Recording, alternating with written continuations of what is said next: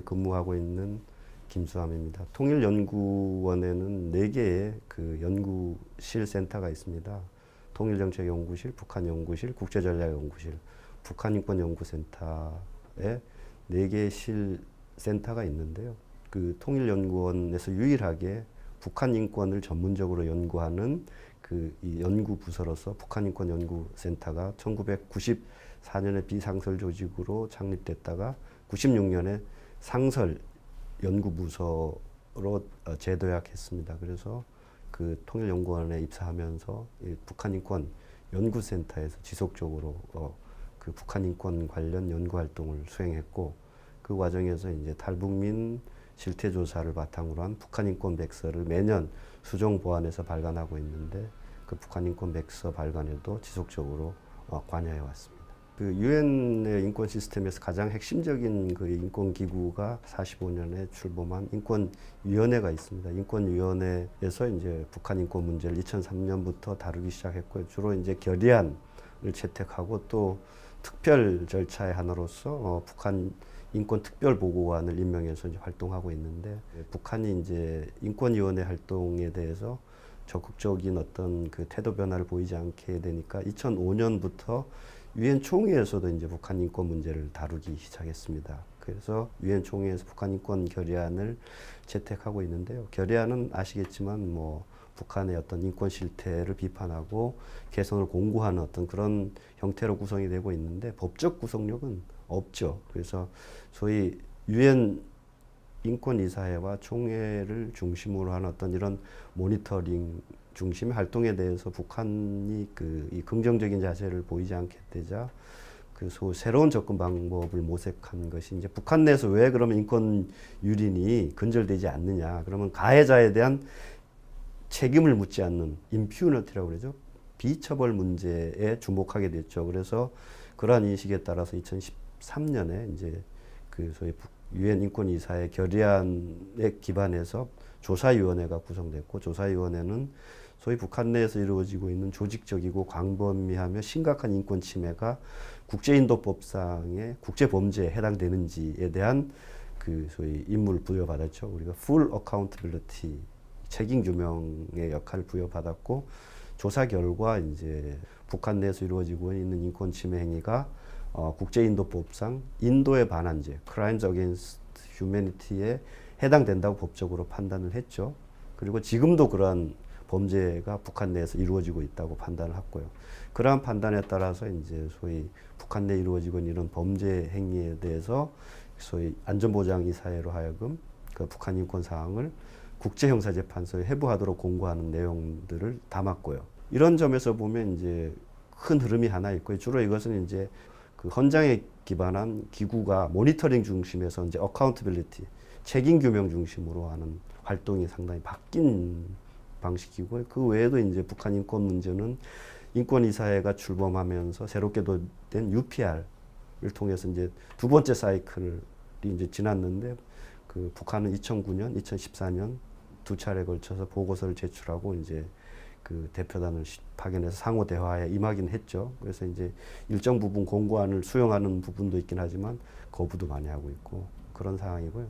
다만 좀 안타까운 부분은 소위 북한이 4개의 국제인권 조약에 가입하고 있는데, 소위 자유권규약, 사회권규약, 여성차별철폐협약, 아동권리협약. 조약기구에 대해서는 상대적으로 북한이 상당히 협조적이었는데, 2007년 아동권리협약 보고서를 제출한 이후 아직까지 보고서를 제출하지 않고 있거든요. 그래서 국제사회의 관심은 주로 이제 헌장기구 중에서도 이제 북한 내에서 이루어지고 있는 범죄, 인권 침해의 가해자, 여기에 이제 상당한 부분 관심이 쏠려 있고, 조약기구에 대해서 상대적으로 관심이 낮아지고 있죠. 그런 어떤 국제사회의 흐름을 반영을 한 하나의 조치 하나가 이제 그 소위 OHCHR의 북한 인권 현장 조직, Field Based Structure가 금년 6월 23일 날 서울에 개설된 것이 이제 그런 흐름을 보여주는 대표적인 어떤 그 특징이라고 할 수 있겠습니다. 북한 인권 사무소라고 이제 통칭하는데, 이제 북한에 갈 수가 없으니까 그 제3국에 설치했는데, 뭐 지리적 근접성이라든가 그다음에 정보의 접근할 수 있는 게 가장 그래도 유리한 게 이제 우리 남한이니까 남한에 이제 설치했고 서울에 설치됐는데 핵심 임무 중에 하나 어카운터빌리티, 책임 규명이죠. 이제 책임 규명 활동을 지속할 거고요. 모니터링 활동도 하고 유엔이나 관련 국가들이 북한 인권 문제에 대한 관여를 확대할 수 있도록 지원하는 그런 역할도 수행할 거로 보고요. 또 하나는 이제 뭐 북한 인권 문제에 대한 가시성, 비지빌리티가 계속 유지되고 북한 인권 문제에 대한 관심을 제고하는 그런 역할들을 하고 이제 유엔 총회 결의안에서 하나 더 추가된 것이 이제 북한 인권 특별보고관의 활동 지원 이런 역할들을 하겠죠. 북한 인권 사무소의 설치는 상당히 북한 인권 운동의 상징적인 차원에서 큰 의미가 있다고 생각해요. 북한 인권 문제를 지속적으로 들여다보고 자료를 축적해오고 북한 인권에 대한 관심을 제고할 수 있고 또 그동안에 북한 인권의 어떤 최근의 어떤 움직임 반영해서 책임 규명 활동을 해서 이제 ICC 회부 이런 부분에 대한 여론 형성 이런 걸 하게 되기 때문에 사실은 이 북한 인권 사무소가 갖는 상징적 의미, 그러니까 실질적 활동의 어떤 이 결과물도 중요하겠지만 이런 상징적 의미가 더 크지 않나 생각합니다. 주로 이제 그 조사위원회 보고서를 보면 6개 유형으로 이제 북한 인권 침해를 분류하고 있죠. 예를 들면 식량권 문제라든가 고문, 그 다음에 이제 그 소위 생명의 자의적 박탈 문제, 공개 처형을 포함한, 그 다음에 이제 정치범 수용소와 같은 그 구금 시설 문제, 그런 정도로 6개 유형으로 이제 조사위원회는 침해를 분류하고 있죠. 그 이전에 이제 2013년 그 2월 다르스만 그 북한 인권 특별 보고관이 제출한 유엔 인권 이사에 제출한 보고서에서는 북한 내 인권 침해를 9개 유형으로 분류하고 있습니다. 이러한 그 이 분류 유형 부분은 유엔 OHCHR의 홈페이지에 가면 충분히 자세하게 확인할 수 있습니다. 주기적으로 뭐 4년이나 5년 주기로 이제 보통 보고서를 제출하고 대표단을 파견해서 이제 심의를 받도록 되어 있는데 제출하지 않아도 거기에 대한 법적 제재를 할 수 있는 근거도 없고 그렇기 때문에 상대적으로 북한뿐만 아니라 상당 국가들이 이 보고 주기를 제대로 지키지 않는 경우도 많고요. 다만 이제 북한이 그렇게 그 조약 기구에 대해서 상대적으로 좀 우호적이었던 부분은 헌장 기구는 잘 아시겠지만 국가를 대표하는 대표단이 국가의 의사를 표명하는 기구잖아요. 그래서 정치적 성격이 강하다고 이제 보고 있고 그와 반면에 이제 조약 기구는 그 국가를 대표하는 위원은 아니죠. 전문위원들이니까 상대적으로 그 정치적 부담은 현장 기구에 비해서 낮은 거죠. 국제사회에 대해서 이제 좀 자신들이 좀 협력적이다 하는 것을 보여주기 위해서 조약 기구에 대해서는 상대적으로 좀 그 우호적인 태도를 취했던 것이죠. 북한 인권뿐만 아니라 인권 실태가 개선되고 있느냐 하는 부분은 상당히 어려운 문제입니다. 그것은 어떤 평가할 수 있는 지표나 척도 이런 것들이 아주 정교하게 이제 국제사회에 뭐 개발되어 있는 것도 아니고요. 그래서 이제 그 사실 북한 인권을 평가하기 위한 북한 인권 지수를 개발하자 이런 국내적인 학계 논의도 있었지만 구체적으로는 없는 거고요.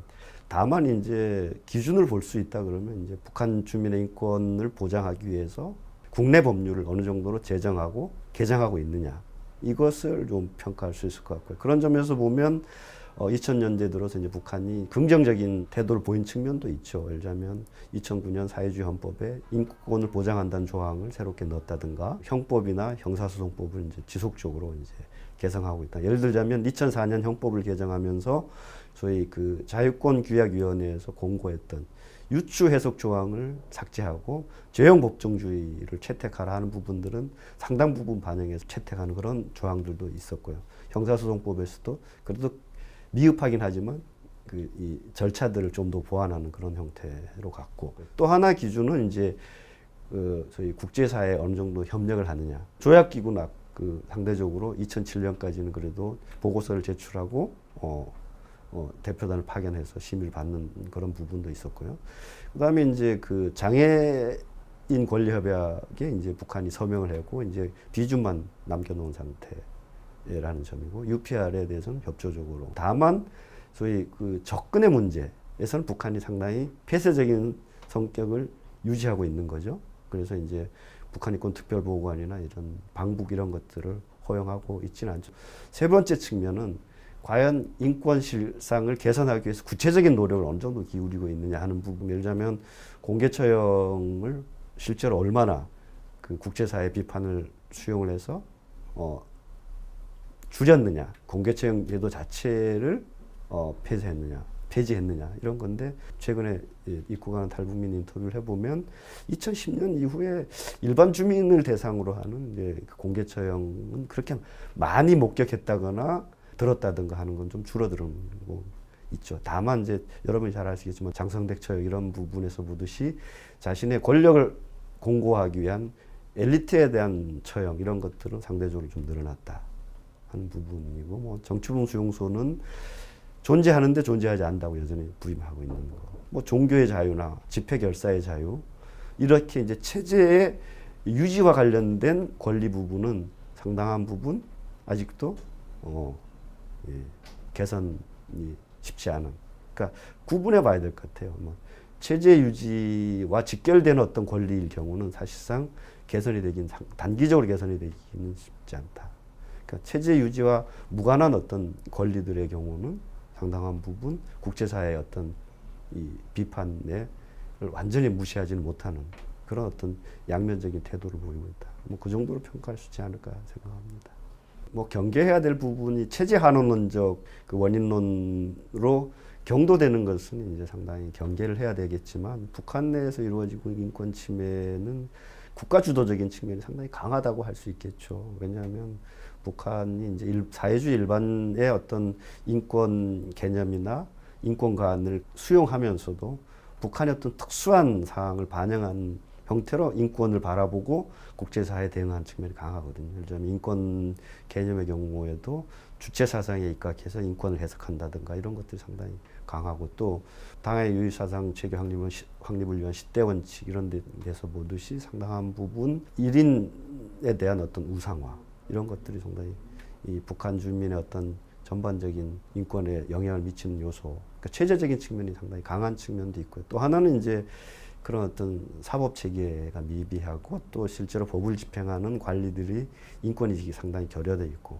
또 그러다 보니까 폐쇄적인 성격이다 보니까 절대 충성을 통한 시혜적 형태의 권리를 많이 강조하고 의무를 강조하다 보니까 북한 주민들이 자신들의 인권 침해되는 자각조차 하기 어려운 이런 부분도 같이 이제 맞물려 있는 것 같고, 또 뭐 국제사회에서 많이 알려져 있는 북한식, 그러니까 우리식 사회주의 체제를 유지하기 위해서 이제 가족 배경이나 정치적 견해를 바탕으로 한 어떤 정치적 계층 분류, 성분이라고 하죠. 이런 것들을 여전히 유지하고 있고, 이런 것들이 소위 정치적 삶에만 영향을 끼치는 것이 아니라 배급 체제가 무너지고 시장이 확산되면서 이런 소위 성분을 통한 어떤 권력 엘리트층이 시장과 유착해서 훨씬 더 잘 사는 양극화 현상, 이런 것도 상당히 심화되고 있고, 그다음에 이제 외부 정보를 차단해야 되니까 알 권리, 또 이제 유일 지배 체제를 유지하다 보니까 이제 예를 들자면 이 절대자를 인정하는 종교를 수용할 수가 없는 거고,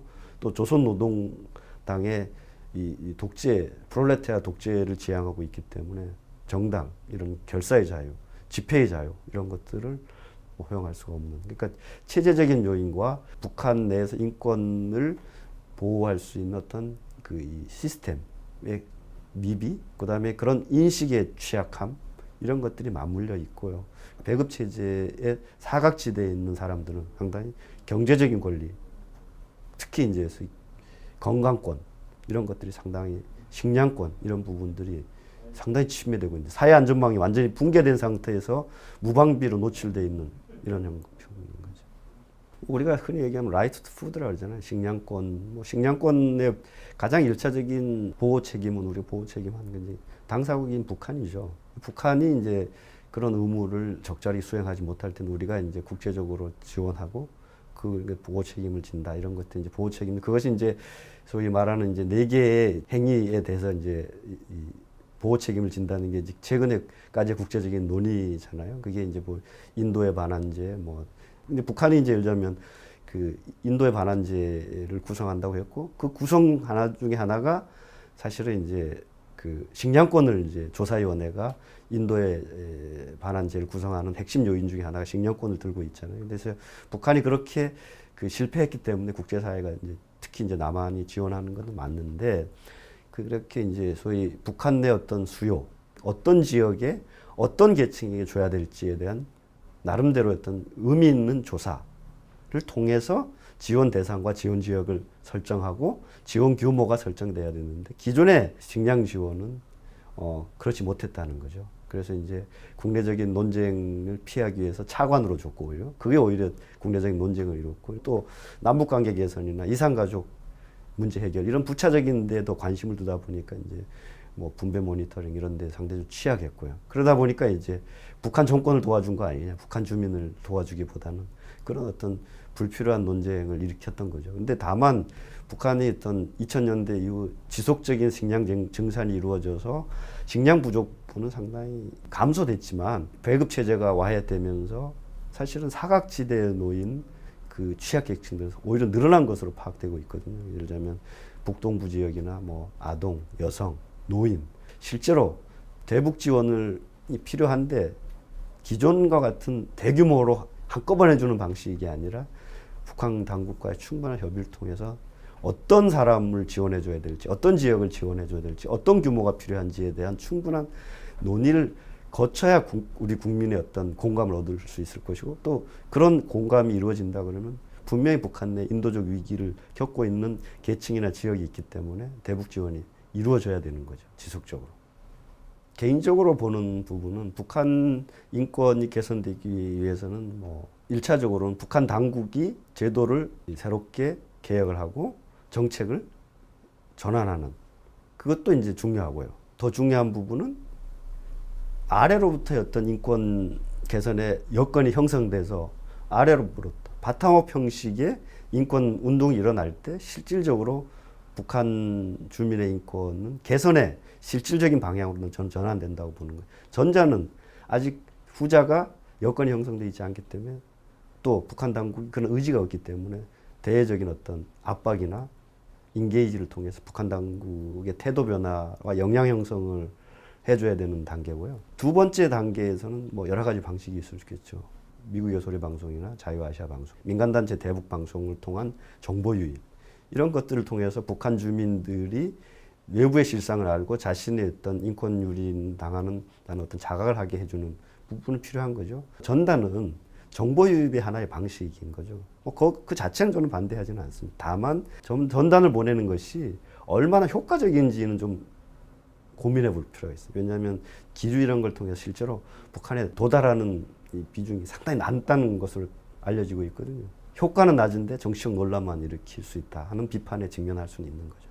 정보 유입을 통한 북한 주민의 인식 자각이기 때문에 그 자체를 반대할 필요는 없는 것 같고요. 그 개성공단은 위치적으로 보면 북한 지역에 있습니다. 북한의 표현을 빌리는 상당히 중요한 군사시설이 있는 지역이었죠. 그 지역을 북한이 이제 공단 부지로 이제 내놓은 거고요. 그런 어떤 화해의 측면이 하나 있을 수 있고요. 경제적인 측면에서도 보면 이제 우리의 자본, 그 다음에 기술, 북한의 노동력이 결합한 형태의 어떤 경제 교류 협력이라는 어떤 하나의 시범적인 모델이 될 수 있다. 그래서 정치 군사적인 화해의 어떤 그 상징, 그다음에 경제 교류 협력 모델의 상징, 아주 작지만 남북 주민이 만날 수 있는 지속적인 공간의 역할을 이제 하고 있는 거죠. 그 지금 현재로는 이제 뭐 북한 근로자들의 선발 이런 것들은 이제 전적으로 북한이 하고 있고 정치, 군사, 안보적인 대화는 할 수는 없겠지만 일상적인 어떤 그 이 기업 아니면 공장의 그 운영 이런 거와 관련해서는 지속적인 대화가 되면 그 대화라는 것은 아시겠지만 단순한 대화를 넘어서는 거죠. 여러 번 만나서 얘기하다 보면 서로 간에 서로를 이해할 수 있는 굳이 정치적인 얘기는 안 하더라도 서로를 이해할 수 있는 최소한의 아주 작은 신뢰들은 쌓여가는 거죠. 그런 부분이 저는 상당히 중요하다고 생각합니다. 아무래도 북한의 기업소나 협동농장이나 이런 데 익숙해 있던 근로자나 농민들이 오는 건데 남한 기업이 운영하는 기업이나 공장의 운영이 상당히 다르잖아요. 거기에 대해서 상당한 부분 혼란을 느꼈을 거고 이제는 계속 근무하면서 익숙해졌을 거라고요. 그럼 그게 북한의 기업소의 그 소위 운영하고 비교 관점이 형성될 수밖에 없는 거잖아요.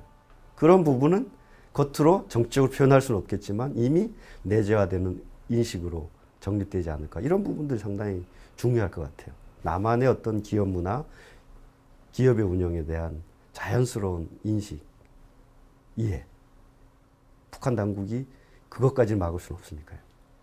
유엔에서 상당히 논의되고 있는 기업과 인권에서도 보면 사실은 인권 친화적인 경영을 할 때 오히려 다국적 기업의 경우에도 보면 기업을 운영하는데 유리하다는 거잖아요. 사실은 그런 인식을 가지고 개성공단에서 노무 관리를 하고 절차를 운영한다 그러면 의식적으로 인권 문제를 얘기 안 해도 북한 노동자들이 남한의 어떤 그런 기업 운영의 과정에서의 어떤 대우, 그 다음에 절차, 운영 이런 걸 보고 상당한 부분 인식을 새롭게 하지 않을까. 그런 점에서 보면 사실은 개성공단에 진출한 기업들이 단순한 이윤을 넘어서 남북 화해 협력의 최전선에 있고 북한 주민들이 좀 더 인간적인 삶을 살 수 있도록 새로운 생각을 갖도록 할 수 있는 중요한 역할도 할 수 있고 뭐 그렇다고 볼 수는 있겠죠.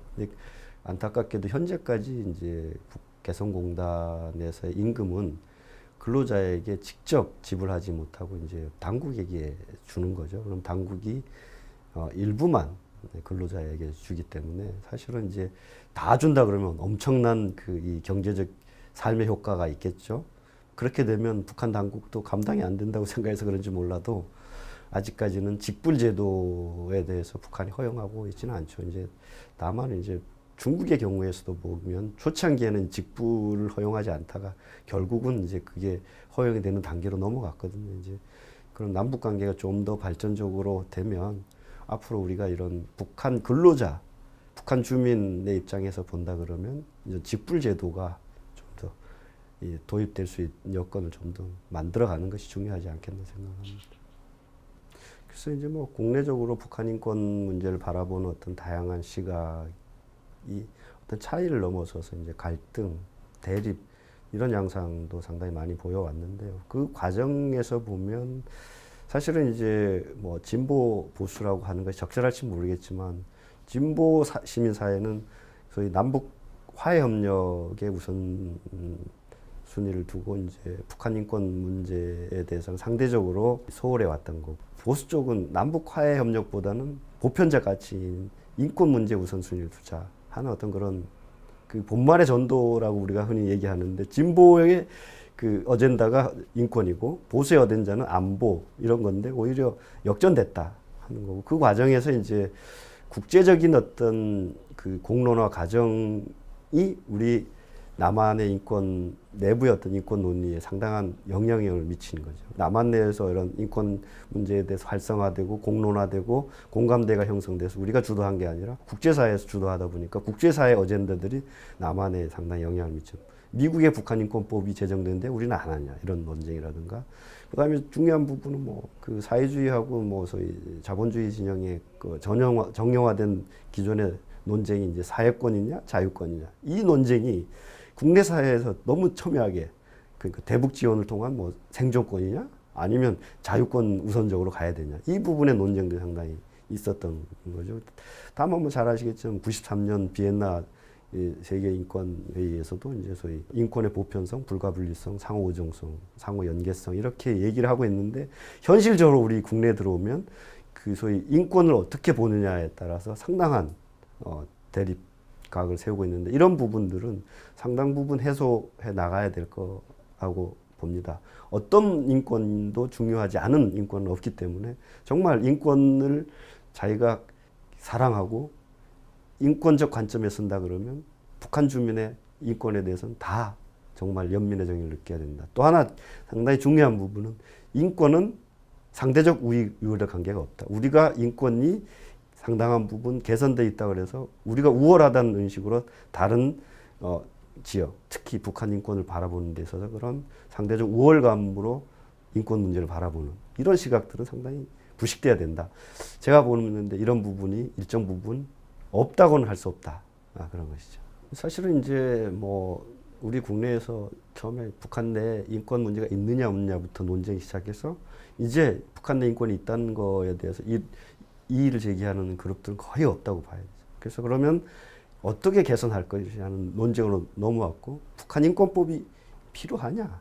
아니면 기존의 법률을 가지고도 북한 인권 개선을 하는 정책이나 활동하는데 별 무리가 없다. 이런 논쟁까지 왔다가 이제 이게 결국은 몇 대에 걸친 국회에서 이게 논쟁이 지속되다 보니까 제가 파악하고 있는 바로는 이제 여야가 북한 인권법이 이제 필요하다까지는 온 것 같아요. 우리가 중요한 부분은 북한 인권법이 채택될 필요가 있다는 것은 1차적으로는 북한 주민이 겪고 있는 인권윤회에 따른 고통을 우리가 해소하는 데 상당한 주도적이고 적극적인 역할을 수행할 필요가 있다. 물론 주체는 북한 주민이라고 저는 보는 입장이에요. 그렇지만 북한 주민은 그런 영향이 안 돼 있기 때문에 현재로서 우리가 해야 되고, 또 더 나아가서 우리가 통일을 지향해서 정말 우리가 지향하는 바람직한 통일이 되기 위해서는 북한 주민의 인권 문제는 저는 해결해야 된다고 보는 입장인 거죠. 그 과정에서 소위 국민을 대변하는 여야가 합의로 북한 인권법을 통과시킨다 그러면 북한 주민에 대한 우리 어떤 역할과 관심에 대한 국민의 의지 표현이고, 또 그런 지속적으로 우리가 북한 인권에 관심을 가지고 인권 정책을 통해서 북한 내에서 인권이 개선될 수 있는 여건을 조성하는 지원 역할을 수행하는 거예요. 우리가 주체적인 역할을 수행하기는 어려울 겁니다. 그리고 이제 통합하는 과정에서 이제 북한 인권 문제로 인한 갈등을 최소화하고 화해 협력할 수 있는 여건도 우리가 만들어가는, 그런 점에서 보면 북한 인권법이 상당히 의미를 갖는 법률이라고 저는 개인적으로 보고 있습니다. 통일 부분은 이제 우리가 헌법에 평화적 통일을 분명하게 규정하고 있고, 자유민주적 기본 질서하에서 평화적으로 통일을 우리가 이루어 가도록 헌법이 우리에게 사명을 부여했죠. 바람직한 통합의 미래상이 되려 그러면 이제 우리가 어떠한 정치의 문화를 가지고 갈 거냐? 그리고 시장 경제를 도입하더라도 얼마나 소위 양극화 이런 것들을 해소해 가면서 갈 거냐? 그러니까 우리 사회 내부의 어떤 정치 경제 시스템이 상당히 건전해지면서 그러한 북한의 어떤 그 이 특수성을 반영한 형태로 우리가 주도적으로 통일하는 선진 문화적인 정치 제도, 양극화가 심화되지 않는 복지가 상당한 부분 반영된 형태의 시장 경제 제도, 정치 경제 시스템을 넘어선 서로 삶의 다름에 대해서는 차이를 인정하고 공존해 가서 소위 아우를 수 있는 이 소위 사회 문화, 보편적 가치를 우리가 주변국에게 전파할 수 있는 소위 가치를 존중하는 매력 국가. 그 매력 국가의 하나는 우리가 그런 어떤 민주화와 북한 주민의 인권을 해결하는 과정에서 얻었던 그런 가치들이 다른 주변 국가에도 확산될 수 있는 그 주변 지역 인권 메커니즘을 만든다든가 이런 데 주도적인 역할을 수행할 수 있는 국가. 국내 정치, 경제, 그 문화, 어떤 그런 통합 플러스 우리가 국제적으로 기여할 수 있는 가치 측면에서의 매력적인 국가. 이게 제가 그리는 어떤 통일 한국의 미래상입니다. 개인적인 생각입니다. 우리가 북한 인권 개선 활동하는 궁극적인 목적은 너무 자명하죠. 북한 주민의 인권 개선이죠. 사실은 포괄적 접근을 통해서 북한 당국을 압박을 통해서 변화도 시켜야 되고, 관여를 통해서 국제사회를 끌어내기도 하고 역량도 형성해줘야 되고, 그래서 다양한 접근 방식이 있다. 특히 남한을 대상으로 한 공고안에 보면 뭐 남북한 화해협력, 교류의 증진 이런 것들이 북한 인권 개선을 위해 중요하다는 거죠. 그래서 예를 들면 투트랙 어프로치 얘기를 우리가 많이 하는데요.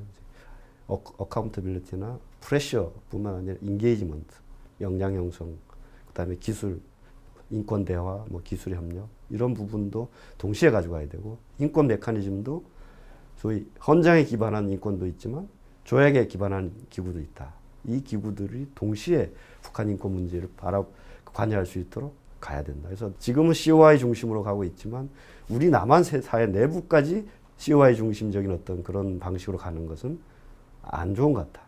그런 관점에서 좀 북한 인권 문제에 대한 논란들을 좀 해봤으면 좋겠고, 자유권이나 사유권 이런 부분에서 이게 과연 어떤 우선순위로 두고 가는 게 맞는 건지, 통합으로 가는 것은 원칙론적으로는 봤는데 현실은 그게 가능한 건지, 이런 논의도 할 수 있을 것 같고요.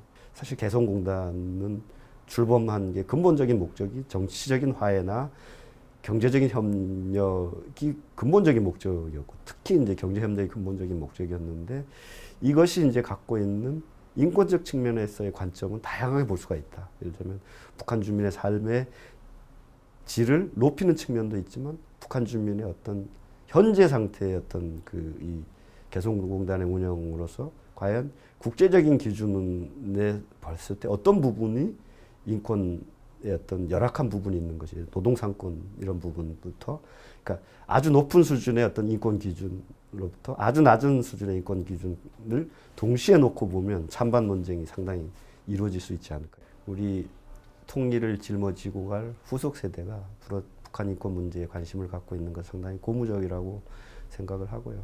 그런 어떤 북한 주민의 인권을 바라보는 데 있어서는 어떤 정치적 관점을 벗어나서 북한 인권 문제를 바라봤으면 좋겠고, 또 우리가 상대적으로 우월하다는 관점이 아니라 인권적 관점에서 북한을 어떻게 볼 거냐 하는 그런 인권적 관점을 좀 이 토론을 통해서 상당한 부분 함양할 수 있는 그런 계기가 됐으면 좋겠습니다.